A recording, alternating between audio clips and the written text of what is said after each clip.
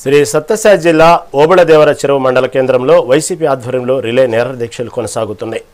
DSC నియామకాల్లో అక్రమాలు జరిగాయని ఆరోపిస్తూ బాధితులకు న్యాయం చేయాలని డిమాండ్ చేశారు.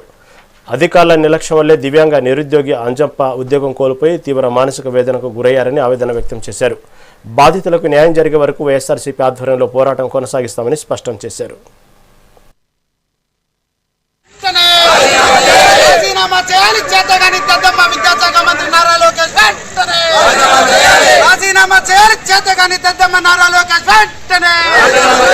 అవినీతి అక్రమాలు పాల్పడిన నారా లోకేష్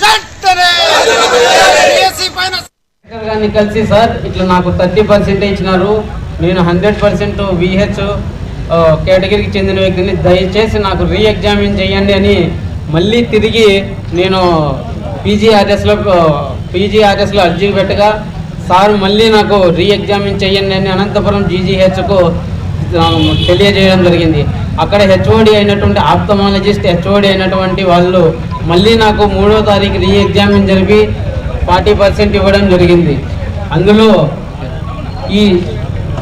ఈ మొత్తం జరిగినటువంటి అందరి అభ్యర్థుల లిస్టు 4వ తారీఖు కలెక్టర్ గారి ఆఫీస్కి DEO ఆఫీస్కి అనంతపురం GGH వాళ్ళు పంపడం జరిగింది.